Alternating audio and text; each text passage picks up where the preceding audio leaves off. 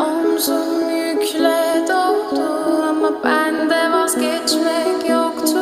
Bitmedi, bitmedi, bitirmedim.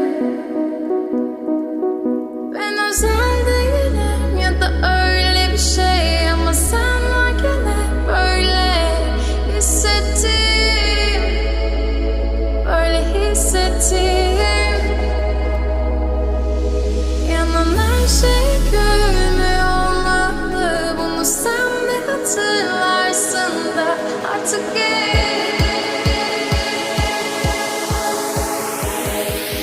böyle hissettim.